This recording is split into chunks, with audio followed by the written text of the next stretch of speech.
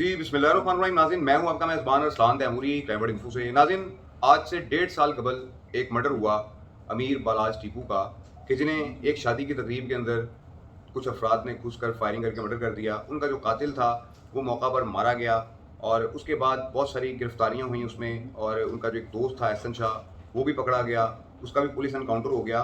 और इस सारे वाक़यात के बाद कुछ अर्सा बाद टिफ़ी भट्ट साहब के जिन पे इल्ज़ाम आ रहा था कि उन्होंने बालाज का मर्डर करवाया है और उन पर ही एफआईआर कटी थी, उनके सारे लोगों पर एफआईआर कटी थी, उनके बहनोई हैं जावेद भट्ट साहब, उनका मर्डर कर दिया गया।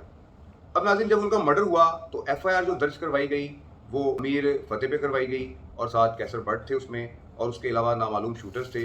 ये तमाम एक एफआईआर दर्ज हुई। और इस वाक़या के बाद चूंकि एक बड़ा वाक़या था, जावेद भट्ट साहब टिफ़ी भट्ट साहब के बेनोई तो थे लेकिन एक ताजर शख्सियत भी थे, उनके लिए बहुत सारे ताजरों ने आवाज़ उठाई, जिस पर बिलाल सदीक कमियाना साहब जो सीसीपी लाहौर थे, इन्होंने फौरी तौर पर एक्शन लेते हुए एक जेआईटी तरतीब दी थी। और उस जेआईटी के अंदर शहजाद रफीक अमान साहब थे कि जो एसपी मॉडल टाउन थे, और उसके अलावा कुछ लोग उस वक्त की जो ओसीयू बनी हुई थी ऑर्गेनाइज्ड क्राइम यूनिट, उसके कुछ लोग थे, कुछ इन्वेस्टिगेशन पुलिस के लोग थे।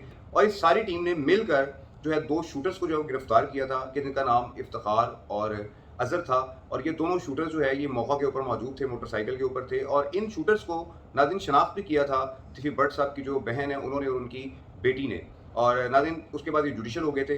और चंद रोज़ कबल एक शूटर इफ्तिखार की जो है वो ज़मानत हो गई थी। अली भट्ट एडवोकेट हैं, ये अली ज़ाकिर भट्ट एडवोकेट है कि जिन्होंने पहले शूटर जो है इफ्तिखार उसकी ज़मानत करवाई कुछ अर्सा कबल।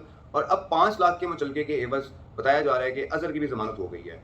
और नाज़रीन, ये ज़मानत जो हुई है इस अज़हर की, अब जावेद भट्ट मर्डर केस का एक भी मुलज़िम पुलिस के पास गिरफ्तार नहीं है। तमाम मुलज़मान इस केस में ज़मानत के ऊपर हैं।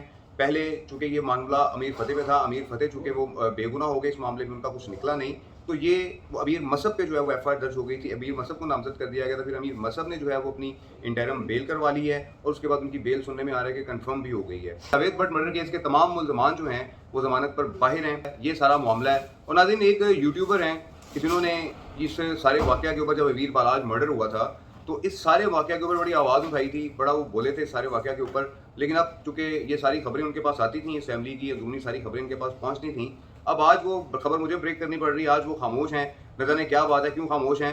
कभी उनसे मुलाकात होगी तो पूछेंगे कि वो इस सारे वाक़या पर क्यों खामोश हैं। और नाज़रीन, ये ज़मानत जस्टिस जनाब शुएब अनवर कुरैशी की अदालत से मंजूर हुई है 5 लाख के मुचलके के एवज़, कि अब इस मर्डर के जो दोनों शूटर्स हैं उनकी ज़मानत हो गई है। और नाज़रीन, मैं आपको बता चुका हूँ कि अली ज़ाकिर भट्ट ने जो है ये ज़मानत करवाई है, वो उनके एडवोकेट हैं। ये नाज़रीन सारी सूरत हाल है। देखते हैं कि इस मामले में आगे क्या होता है। उस वक्त तक के लिए इजाज़त दीजिए। अल्लाह हाफ़िज़।